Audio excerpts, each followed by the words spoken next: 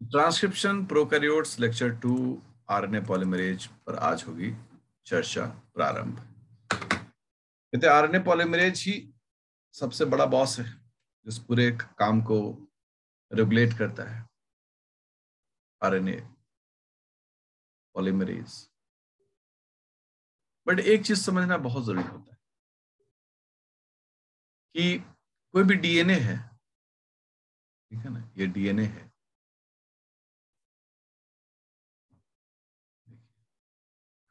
ये डीएनए है।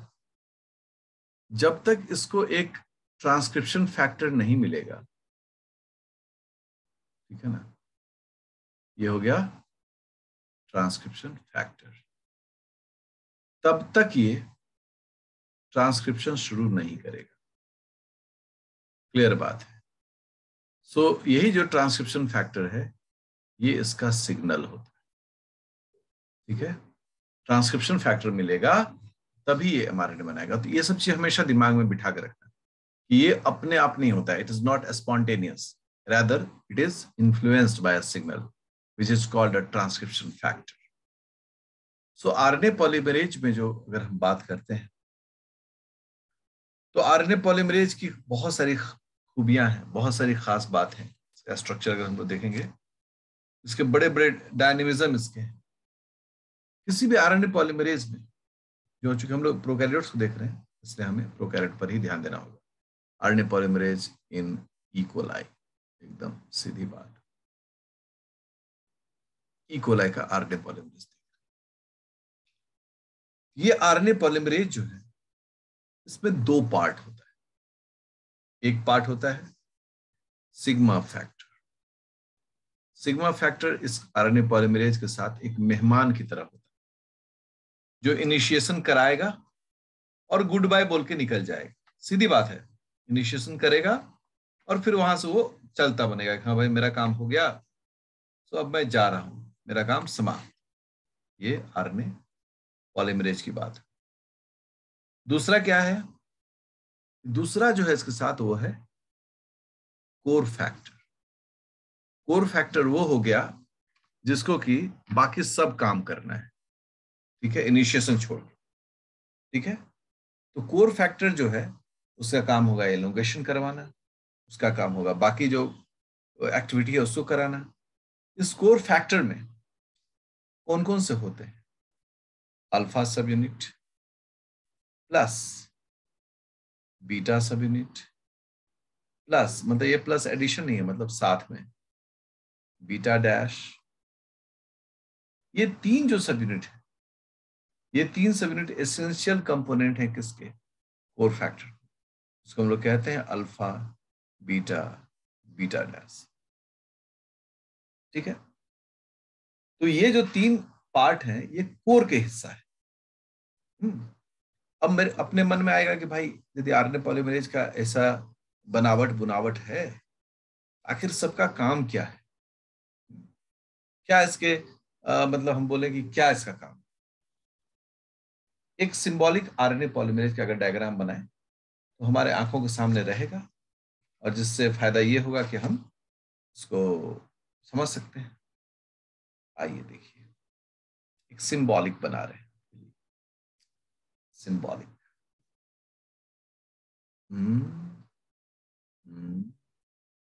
जो भी विद्यार्थी अभी मेरे क्लास में है ना, तो आप सभी उसका अपने कलम की मदद से इस स्ट्रक्चर को बनाइए।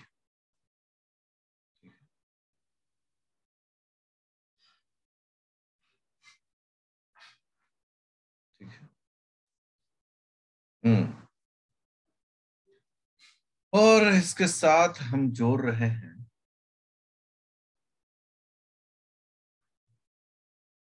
इस हिस्से को जो ब्लू कलर से मैंने किया है, और उसके साथ बाकी हिस्सा।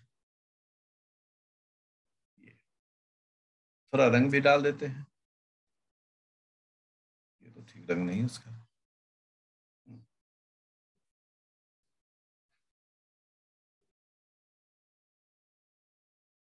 देखो,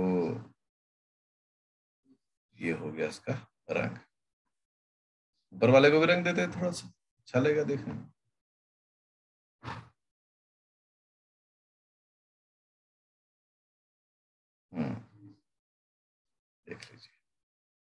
अब सर ये तो हाथी की सूंड की तरह इसका नाक निकला हुआ है। हाँ जी, चलो ऐसा ही सही, जो निकला हुआ निकला हुआ है। डायग्राम में थोड़ा समय लगाना चाहिए, डायग्राम को अच्छे से बनाना, उसको थोड़ा सा कलर करना या फिर उसको स्ट्राइप लगाना। शुरुआती में तो लगता है कि समय की बर्बादी है, लेकिन लॉन्ग टर्म मेमोरी में ये आपको दिमाग में हमेशा अटका रहेगा। ये है अल्फा सब यूनिट, ठीक है। इसका ये सी टर्मिनल है जो प्रोटीन है, और ये है इसका एन टर्मिनल। यहाँ सी स्टैंड्स फॉर कार्बोक्साइलेट और N stand for amino, correct. क्योंकि प्रोटीन है तो ये टर्मिनल्स होंगे ही होंगे। और ये जो आप हिस्सा देख रहे हैं, this is called sigma factor, जो कुछ वक्त के लिए रहता है फिर हट जाता है। और बाकी जो हिस्सा है, उस बाकी हिस्सा में क्या होगा, बीटा एंड बीटा डैश। तो मिलाकर यही स्ट्रक्चर है, एक हाथी के सूंड की तरह है, हाइवा मशीन की तरह, जेसीबी मशीन की तरह। और इस स्ट्रक्चर को बनाया है तो इसके पीछे भी किसी मकसद है, उसको समझने की जरूरत है। आइए क्रम से हम लोग इसको देखने की कोशिश करते हैं, कौन क्या है, कैसे ये काम होता है, ठीक है। सबसे पहला जो हमारा पॉइंट है वो हमें ये पहचानना है, ये जो सब यूनिट्स है उनका क्या पर्पस है। तो सबसे पहला जो हमारा सब यूनिट है, दैट इज कॉल्ड अल्फा सब यूनिट। आरएनए पॉलीमरेज में कोर मटेरियल को देख रहे हैं। इसके लिए जो जीन है, जिस जीन से ये प्रोटीन सब यूनिट कोड होता है, उसका नाम होता है RPOA, ठीक है। चलिए, जीन का भी नाम हो गया। क्या काम होता है इसका, क्या काम करता है? तो इसका जो रिक्वायरमेंट है इस काम के लिए है for the assembly of the core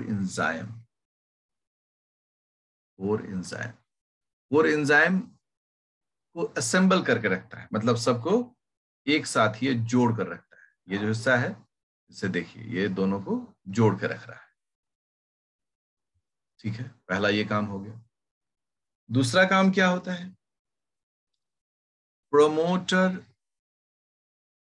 recognition.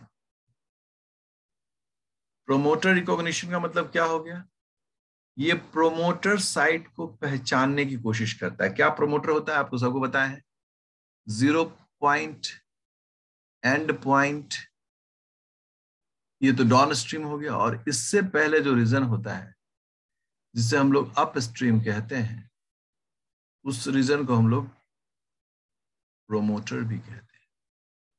इस रीजन को ये पहचानने की कोशिश करता है कि ये प्रोमोटर सही है कि नहीं, क्योंकि बहुत सारे सवाल का जवाब इससे मिलता है। साथ ही साथ क्या है, और क्या काम है इसका, interaction with some of the regulatory proteins. आगे चर्चा करेंगे, some of the regulatory proteins, कुछ रेगुलेटरी प्रोटीन्स के साथ भी इसका संबंध है। But assembly of the core enzyme, एक साथ सबको जोड़ना, और प्रोमोटर रिकॉग्निशन, ये बहुत इंपॉर्टेंट है, बहुत इंपॉर्टेंट, ठीक है। और प्रोमोटर रिकॉग्निशन किसके मदद से होता है, अल्फा CTT। देखो ये सब टर्म जो है इसको सीखना है। ये CTT क्या होता है, इसका मतलब होता है सी टर्मिनल डोमेन, इलाका। अगर कहीं लिखे जाएगा NTD, NTD मतलब हो गया एन टर्मिनल डोमेन। तो अल्फा जो प्रोटीन है उसका CTD या NTD, तो CTD, क्योंकि NTD कहाँ है, NTD अपोजिट साइड में है। सबसे पहला पॉइंट तो हो गया। अब दूसरा पॉइंट है, वह है beta sub unit. Beta sub unit और बीटा डैश लगभग एक ही जैसा काम करता है, बट चूंकि दोनों के काम करने, मतलब दोनों के स्ट्रक्चरल भी डिफरेंसेस होते हैं, इसलिए दोनों को अलग बांटा गया। इसके लिए जो जीन है उसका नाम है RPO, हम इसको रपो कहते हैं, रपो बी जीन। ये जीन इस प्रोटीन को बनाता है, इस सब यूनिट को बनाता है। क्या काम है इसका, फंक्शन क्या है इसका? तो इसको क्रॉस लिंक किया सकता है, मतलब beta sub unit can be cross linked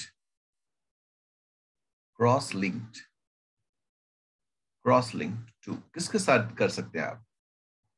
पहला, डीएनए टेम्पलेट के साथ ही क्रॉस लिंक हो जाएगा, तो उसको पकड़ लेगा नहीं, अब लटकना है ना बाबा। तो हम लोग मतलब डीएनए पॉलीमरेज, आरएनए पॉलीमरेज, हम लोग क्या पढ़ते थे? Clamp loading. तो क्या इस एंजाइम को लोड नहीं होना पड़ेगा? तो उसको क्रॉस लिंक करना होगा डीएनए टेम्पलेट के साथ, साथ ही प्राइमरी ट्रांसक्रिप्ट के साथ भी। ये सबको स्ट्रक्चर से बताएंगे,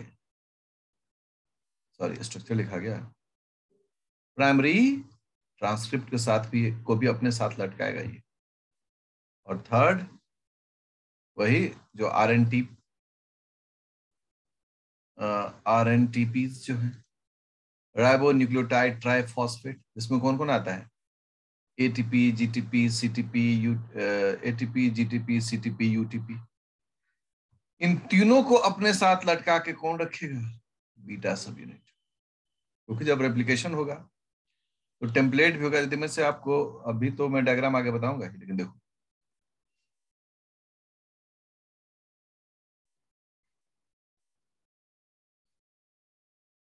देखिए, ये इसका आइज है। आरएनए पॉलीमरेज क्या होगा?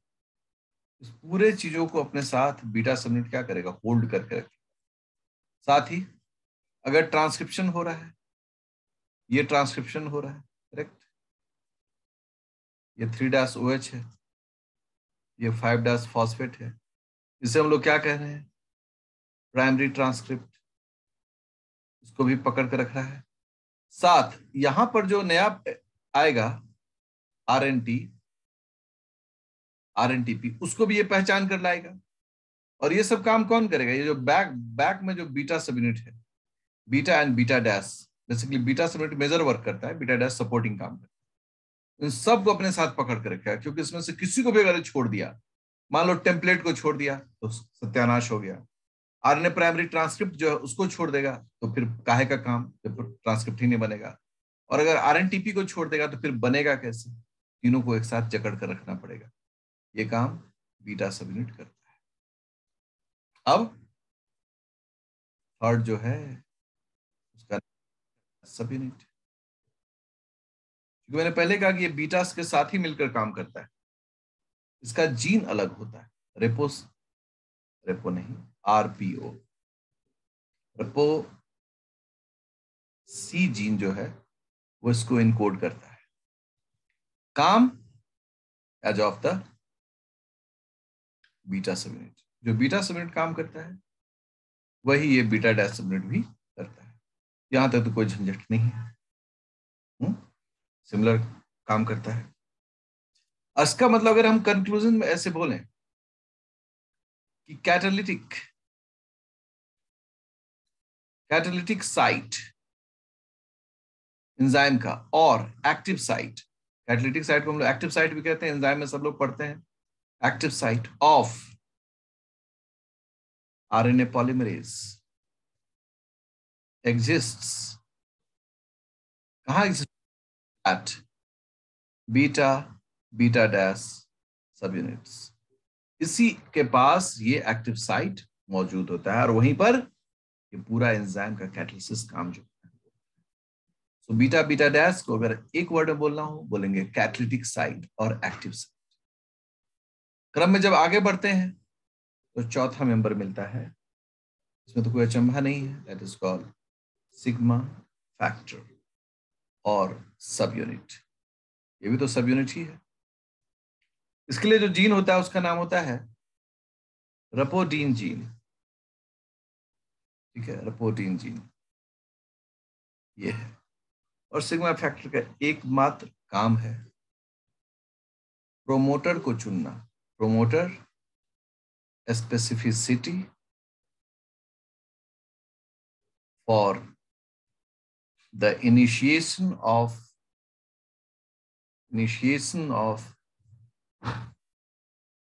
ट्रांसक्रिप्शन। तो भाई इसका काम है प्रोमोटर को पहचानना, स्पेसिफाई करना और ट्रांसक्रिप्शन को शुरू करना। अब देखो विद्यार्थियों, सभी लोग गौर से, ये जो शब्द लिखा गया ना वो सामान्य शब्द नहीं है, प्रोमोटर स्पेसिफिसिटी। कई बार विद्यार्थी के मन में एक सवाल उत्पन्न होता है, सर मान लीजिए कि डीएनए में एक डीएनए है, पिछले लेक्चर में भी इस डायग्राम को बनाया है। इस डीएनए में सपोज करिए सर 3 प्रोटीन का कोड है, 3 पेप्टाइड या सबनेट्स का कोड है, ठीक है। हम लोग तो साइंस में हर एक चीज को गौर करते हैं ना। 3 प्रोटीन का कोड है, नेमिंग भी कर देते हैं, A peptide, B peptide, C peptide. एक आरएनए पॉलीमरेज जब आएगा वो कैसे पहचानेगा कौन क्या है? उसका मन तो उदास हो जाएगा, कौन मेरा साइट है, ठीक है। प्रोटीन ए के लिए ये प्रोमोटर रीजन है, प्रोटीन बी के लिए ये प्रोमोटर रीजन है, प्रोटीन सी के लिए ये प्रोमोटर रीजन है। कैसे पहचानेगा मुझे कौन सा प्रोटीन को इनकोड करना है? तो हर एक पॉलीमरेज का पास उसका हिस्ट्री लिखा रहता है। इसके पास लिखा हुआ कि ये बी प्रोटीन को इनकोड करेगा, बी पेप्टाइड। तो इसमें जो सिग्मा फैक्टर होता है वो सिग्मा इस साइट को रिकॉग्नाइज करता है। अगर ये इस साइट पर जाएगा, मान लो कि ये सिग्मा फैक्टर इस साइट पर आया बट कुछ दिन पता चल गया कि ये साइट मेरा नहीं है, ये यहां से अबॉर्ट कर जाएगा। या ये सिग्मा फैक्टर इस सी साइट पर आया, यहां भी आया बट देखा कि ये भी मेरा नहीं है, क्योंकि फिट नहीं हो रहा है, एनर्जी मैच नहीं कर रहा है। लेकिन जैसे ही बी का बी पर आएगा तुरंत क्या होगा? मुस्कुराहट छलक जाएगा, दिस इज राइट चॉइस, यही है मेरा राइट चॉइस, मुझे यहीं से काम शुरू करना है। तो सिग्मा जो है वो प्रोमोटर स्पेसिफिसिटी देता है। So it's very important to understand. कभी भी अगर आपसे कोई भी सवाल पूछता है कैसे आरएनए पॉलीमरेज को पता चलता है कि कौन सा प्रोटीन का कोड मुझे करना है, मान लो कि अभी मुझे ए प्रोटीन चाहिए या बी प्रोटीन चाहिए या सी प्रोटीन चाहिए, तो हम लोग हमेशा कहते हैं कि it lies in the sigma factor. इसका मतलब है सर हर एक प्रोटीन के लिए, ए प्रोटीन के लिए सिग्मा फैक्टर अलग होगा? बिल्कुल। अगर हम एक लेमैन सिंपल आपको समझाएं तो ए प्रोटीन के लिए हम बोलेंगे सिग्मा फैक्टर ए, बी के लिए सिग्मा फैक्टर बी और सी के लिए sigma factor C. So sigma factor में डिफरेंस होता है और उस आधार पर वो अलग अलग प्रोटीन को पहचानता है कि उसका कोड कहां से शुरू होता है प्रमोटर में। देखिए एक आरएनए पॉलीमरेज और सिग्मा फैक्टर का कैसा संबंध होता है उसका ये डायग्राम ड्रॉ कर रहे हैं। जो ब्लू कलर का दिख रहा है आपको वो सिग्मा फैक्टर है और जो रेड पार्ट दिख रहा है उसका आरएनए पॉलीमरेज का कोर हिस्सा है। मैं इसको कलर कर दे रहा हूं ताकि मेमोरी शार्प बने। ठीक है, देखिए वक्त लगेगा लेकिन इसको बनाना चाहिए। बढ़िया। ये जो ब्लू कलर का हमने पूरा बनाया पट्टी, ये सिग्मा फैक्टर है। सिग्मा फैक्टर में भी कई टाइप होते हैं, ठीक है। जैसे सिग्मा फैक्टर का ये 4 पार्ट है, ये सिग्मा फैक्टर का 3 पॉइंट, ये सिग्मा फैक्टर का सेकेंड वाला पार्ट है और ये सिग्मा 1.1 है। अभी नहीं पूछना है कि ये इसका क्या काम है क्योंकि इसकी चर्चा करेंगे। ये बीटा बीटा डैश है, करेक्ट। अल्फा जो होता है वो सूंड की तरह लटका रहता है जो उस काम को, तो हम चूंकि डाउन स्ट्रीम का पार्ट कर रहे हैं इसलिए हम यहाँ पर कर रहे हैं। अब देखिए इसमें अलग अलग रीजन है। ये जो रीजन है, ये जो टनल है, ये टनल, इसको हम लोग बोलते हैं primary transcript, primary transcript exit channel. मतलब जो भी आरएनए नया बनेगा वो इसी चैनल से बाहर आएगा, ठीक है। दूसरा ये जो है, ये तो ऑब्वियसली स्टार्ट है, इससे हम लोग बोलते हैं कि यहां से डाउन स्ट्रीम शुरू होता है, तो डाउन स्ट्रीम डीएनए चैनल। मतलब यहाँ डीएनए का जो डाउन स्ट्रीम हिस्सा है वो इस हिस्से से जाएगा, पास करेगा, क्योंकि डीएनए पर ही बनना है। ऑब्वियसली जब यहां से बनेगा तो यहीं पर इंटर भी करेगा, that is NTP Uptake channel.